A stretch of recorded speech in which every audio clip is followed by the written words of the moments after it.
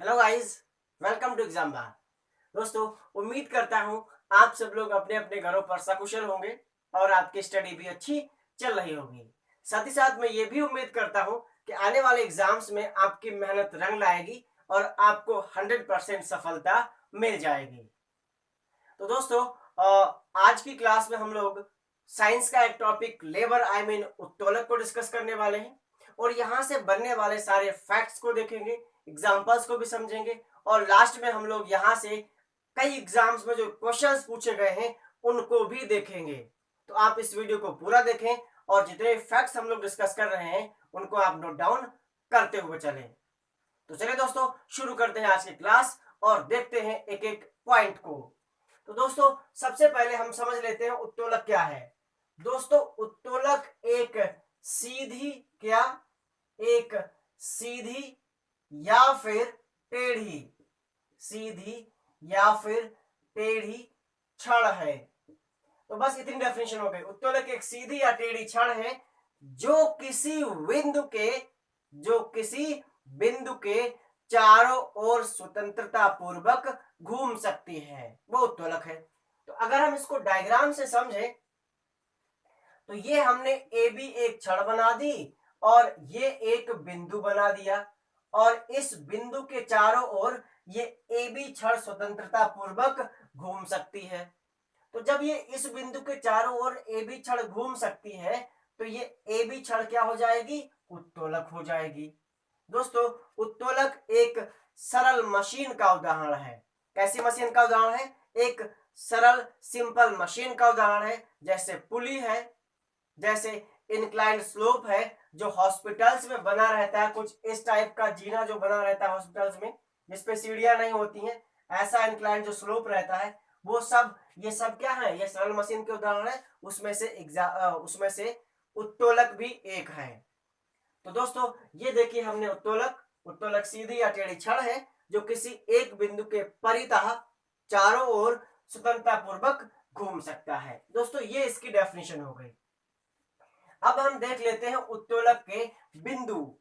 दोस्तों, उत्तोलक के 3 बिंदु हैं। कितने बिंदु हैं? उत्तोलक के 3 बिंदु हैं। और वो बिंदु कौन कौन से देखते हैं। दोस्तों, पहले हम एक उत्तोलक बना दें। ये एक बिंदु हो गया जिसके चारों ओर ये छड़ क्या करेगी? घूमेगी। और ये एक पॉइंट हो गया और एक ये पॉइंट हो गया। दोस्तों, इस पॉइंट पे हमने थोड़ा बोझ या भार डाला है, ये भार है। ठीक है दोस्तों, इसको हम लोग क्या बोलेंगे इंग्लिश में? लोड, और हिंदी में बोलते हैं भार। दोस्तों, इस भार को हमें, जिसको हम अपने हाथों से सीधा नहीं उठा सकते, इस उत्तोलक की मदद से आसानी से उठाएंगे, बड़े आराम से उठा लेंगे। और इसको उठाने के लिए हम इस पॉइंट पर बल लगाएंगे और जो बल लगाते हैं हम लोग उसको बोलते हैं आयास या फिर एफर्ट या फिर फोर्स या फिर पावर। तो दोस्तों, 3 पॉइंट हो गए। अब जिस पॉइंट के चारों ओर घूमती है उसको हम लोग बोलते हैं आलंब। क्या बोलते हैं दोस्तों? आलंब। इंग्लिश में इसको हम कहते हैं फल्क्रम। क्या कहते हैं? फल्क्रम। तो दोस्तों, उत्तोलक के 3 बिंदु हो गए।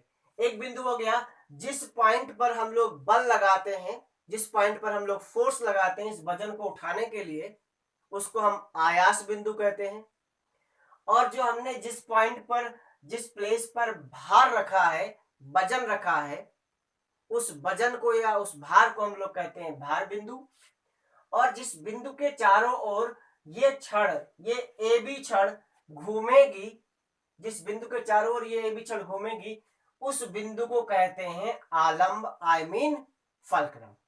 तो दोस्तों, ये इसके 3 बिंदु हो गए। दोस्तों, अब हम इनके प्रकार की बात कर लेते हैं।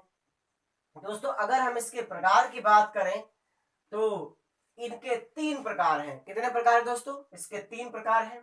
कौन कौन से? प्रथम श्रेणी उत्तोलक, प्रथम श्रेणी उत्तोलक। दूसरा है द्वितीय श्रेणी उत्तोलक, द्वितीय श्रेणी के उत्तोलक। और तीसरा है तृतीय श्रेणी। कौन सा?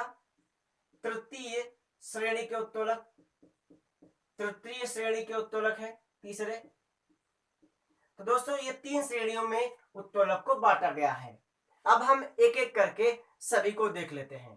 दोस्तों जो प्रथम श्रेणी का उत्तोलक है उसका अगर हम डायग्राम बनाएं तो कुछ ऐसा बनेगा और वहां से उसकी हम लोग डेफिनेशन भी निकालेंगे डायग्राम से ही। तो दोस्तों इसका कुछ ऐसा बनेगा, ये हमने कर दिया, ये इधर है भार या जिसको हम लोग इंग्लिश में लोड कहते हैं, और बीच में होगा वह बिंदु जिसके चारों ओर ये आराम से घूमेगा, इसको हम लोग बोलेंगे आलंब या फलक्रम भी कहते हैं इसको।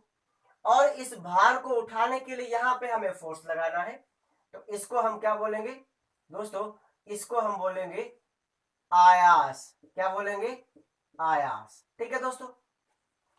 अब जो प्रथम श्रेणी का उत्तोलक है उसकी पहचान क्या है दोस्तों? जो प्रथम श्रेणी का उत्तोलक होगा उस उत्तोलक में आलंब, आयास और भार के बीच में होता है। कहने का मतलब वह बिंदु जिसके चारों ओर ये घूमेगा वह आयास और भार के बीच में होता है। ये प्रथम श्रेणी के उत्तोलक की पहचान है। और दोस्तों इसका जो यांत्रिक लाभ होता है, क्या होता है? इसका जो यांत्रिक लाभ होता है, यांत्रिक जो इसका लाभ होता है दोस्तों, इसका यांत्रिक लाभ होता है एक हो सकता है या एक से ज्यादा, एक से कम।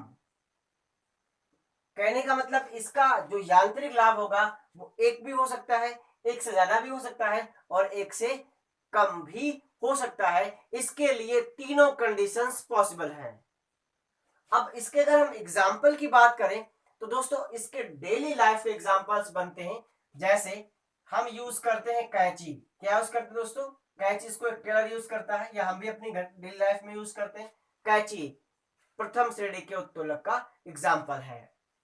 दोस्तों हम लोग यूज करते हैं प्लास, प्रथम श्रेणी के उत्तोलक का एग्जाम्पल है। साइकिल के ब्रेक क्या है दोस्तों? साइकिल का ब्रेक प्रथम श्रेणी का उत्तोलक है।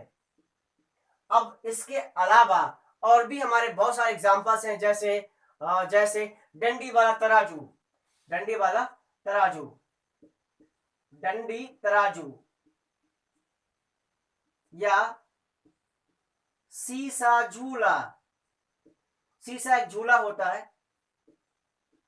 दोस्तों ये सारे के सारे एग्जाम्पल्स प्रथम श्रेणी के उत्तोलक के हैं और यहां से अक्सर क्वेश्चन पूछा जाता है साइकिल का ब्रेक किस श्रेणी का उत्तोलक है?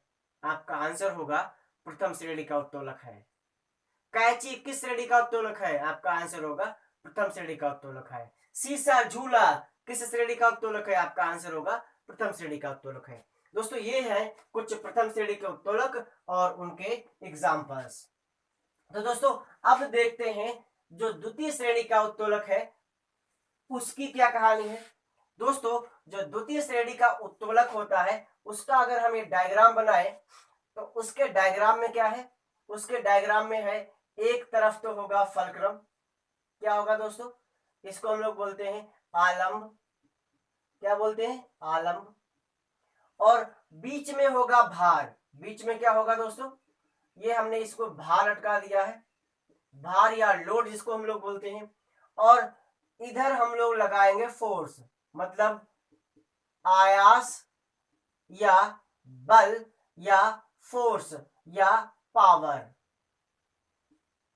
एफर्ट या पावर। ठीक है दोस्तों। अब यहां से जो द्वितीय श्रेणी के एग्जाम्पल की जो बात निकल के आई है वो ये निकल के आई है कि द्वितीय श्रेणी के जो उत्तोलक होंगे उसमें भार, क्या? भार आयास और आलंब के बीच में होगा। ये द्वितीय श्रेणी के उत्तोलक की पहचान है। क्या पहचान है? भार आयास और उत्तोलक के बीच में होगा। तो दोस्तों ये द्वितीय श्रेणी के एग्जाम्पल की बात है। अब इसके हम यांत्रिक लाभ की बात करें जो द्वितीय श्रेणी का है, इसके जो यांत्रिक लाभ की हम बात करें तो इसका यांत्रिक लाभ हमेशा क्या होता है? हमेशा होता है एक से ज्यादा, मींस इसका यांत्रिक लाभ हमेशा एक से ज्यादा ही रहता है। इस बात को भी आप कहीं पर नोट कर लें। कई बार क्वेश्चन बनता है कि किस टाइप के उत्तोलक का यांत्रिक लाभ हमेशा एक से ज्यादा होता है, तो आपका आंसर बनेगा प्रथम श्रेणी के उत्तोलक का यांत्रिक लाभ हमेशा एक से ज्यादा होता है। तो आई थिंक दोस्तों, सॉरी, द्वितीय श्रेणी के उत्तोलक का यांत्रिक लाभ हमेशा एक से ज्यादा होता है। आई थिंक दोस्तों इतनी बात आपको समझ में आई होगी। और अगर हम इसके एग्जाम्पल्स की बात करें तो जो डेली लाइफ के एग्जाम्पल्स है वो क्या है? Nail cutter. क्या है दोस्तों? Nail cutter. जो नाखून काटने के लिए हम लोग नेल कटर यूज करते हैं वो प्रथम श्रेणी का उत्तोलक है। जो स्टेपलर हम लोग यूज करते हैं पंच करने के लिए वो प्रथम श्रेणी का उत्तोलक है। जो सरौता हम यूज करते हैं, जो हम लोग सरौता यूज करते हैं, प्रथम श्रेणी का उत्तोलक है। ठीक है दोस्तों, जो नींबू निचोड़ने वाली मशीन, जो नींबू निचोड़ने वाली मशीन होती है इसको हम लोग लेमन स्क्वीजर कहते हैं, वो मशीन भी द्वितीय श्रेणी का उत्तोलक है। इसके अलावा तंबाकू काटने वाली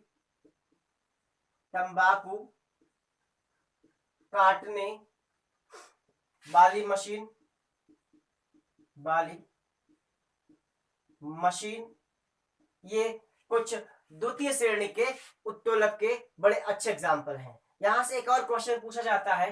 क्या पूछा जाता है? कि कब्जे पर घूमने वाला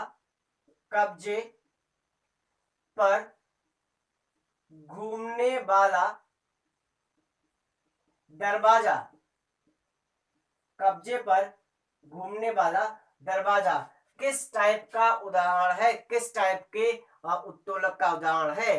तो सही जवाब होगा आपका द्वितीय श्रेणी के उत्तोलक का एग्जाम्पल है। दोस्तों ये डेली लाइफ से सीधा सीधा रिलेट करता है, तो यहां से क्वेश्चंस बनने की पॉसिबिलिटी ज्यादा है। तो दोस्तों ये था सेकेंड क्लास का उत्तोलक, और अब हम डिस्कस करते हैं थर्ड क्लास के उत्तोलक को और देखते हैं इसकी क्या कहानी है। दोस्तों जब हम थर्ड क्लास के उत्तोलक को डिस्कस करेंगे तो इसका जो हम डायग्राम बनाएंगे वो कुछ ऐसा बनेगा। एक तरफ हमने कर दिया ये फलक्रम, आई मीन वह बिंदु जिसके चारों ओर ये घूमेगा, तो इसको हमने बोला आलंब। क्या बोला दोस्तों? आलंब। और एक तरफ हमने कर दिया भार। क्या कर दिया दोस्तों हमने? इधर हमने कर दिया भार। और अब इसको उठाने के लिए इस प्लेस पर हमें लगाना पड़ेगा आयास। आयास का मतलब फोर्स, आयास का मतलब पावर।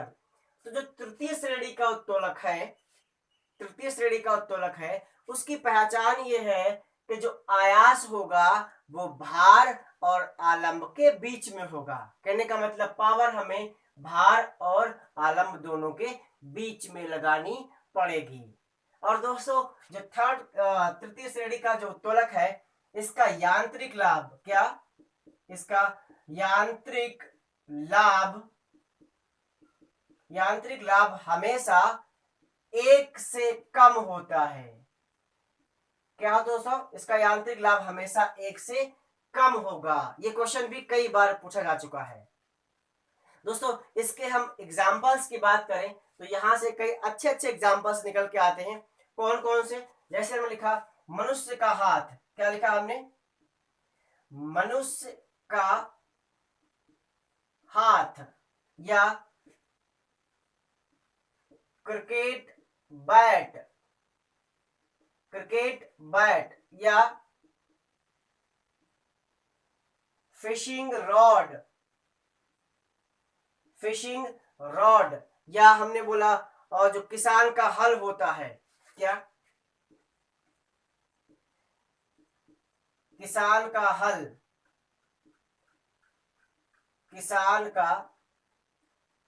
हल। ये कुछ बड़े ही अच्छे एग्जाम्पल्स हैं जो थर्ड क्लास के तृतीय श्रेणी के उत्तोलक हैं। या इसके अलावा हम बोले जिसको हम लोग किचन में यूज करते हैं, चिमटा। क्या? जो रोटियां बनाने के काम में आता है, चिमटा आदि। ये कुछ बड़े ही अच्छे तृतीय श्रेणी के उत्तोलक के एग्जाम्पल हैं। तो दोस्तों ये थी एग्जाम्पल्स की कहानी, उनके एग्जाम्पल्स। यहां से अक्सर क्वेश्चन ये पूछा जाता है कि सरौता किस किस प्रकार का उत्तोलक है। तो सरौता किस प्रकार का उत्तोलक है दोस्तों, आपको पता चल गया होगा आई थिंक।